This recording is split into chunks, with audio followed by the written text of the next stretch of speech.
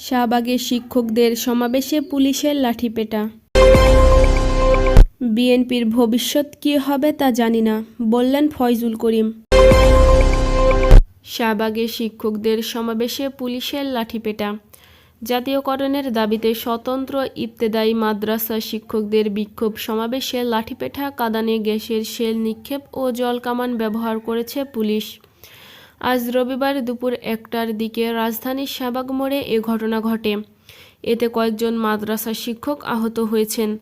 জানা যায়, বাংলাদেশ মাদ্রাসা শিক্ষা বোর্ড থেকে রেজিস্ট্রেশনপ্রাপ্ত স্বতন্ত্র ইবতেদায়ী মাদ্রাসাগুলোকে প্রাথমিক বিদ্যালয়ের ন্যায় জাতীয়করণের দাবিতে বিক্ষোভ করেছেন মাদ্রাসা শিক্ষকরা। দুপুরে তারা প্রধান উপদেষ্টার কার্যালয়ে স্মারকলিপি দিতে গিয়ে জাদুঘরের সামনে দেওয়া পুলিশের ব্যারিকেড ভেঙে সামনে আগাতে চাইলে তাদের লাঠিপেটা, কাঁদানে গ্যাসের শেল নিক্ষেপ ও জলকামান ব্যবহার করে ছত্রভঙ্গ করে দেয় পুলিশ। এ সময় আহত শিক্ষকদের রিকশায় তুলে ঢাকা মেডিকেল কলেজ হাসপাতালের দিকে নিয়ে যান সহকর্মীরা। আর অন্যদের চারুকলা অনুষদের সামনে অবস্থান করে বিভিন্ন স্লোগান দিতে দেখা গেছে। বিএনপির ভবিষ্যৎ কী হবে তা জানি না, বললেন ফয়জুল করিম। বিএনপির উদ্দেশ্যে ইসলামী আন্দোলন বাংলাদেশের সিনিয়র নায়েবে আমির মুফতি সৈয়দ মোহাম্মদ ফয়জুল করিম বলেছেন, যদি আপনাদের বক্তব্য সুনিশ্চিত না হয় তাহলে আপনাদের ভবিষ্যৎ কী হবে তা আমি জানি না।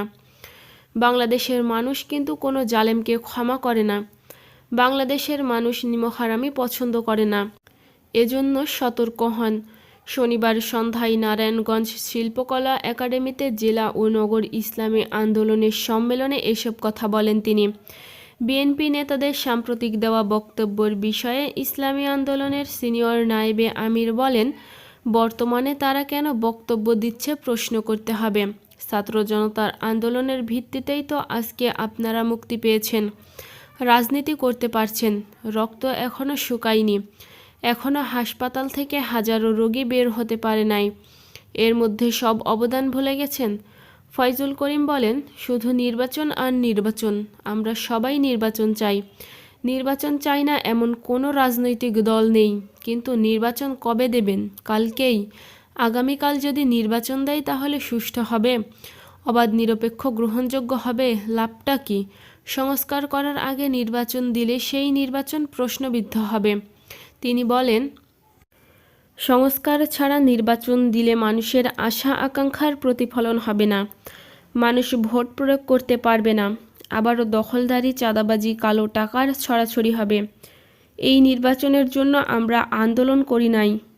নারায়ণগঞ্জ জেলা ইসলামী আন্দোলনের সভাপতি মাওলানা মুহাম্মদ্দিন ইসলামের সভাপতিত্বে এ সময় আরও উপস্থিত ছিলেন ইসলামী আন্দোলনের কেন্দ্রীয় যুগ্ম মহাসচিব ইঞ্জিনিয়ার মোহাম্মদ আশরাফুল আলম প্রমুখ।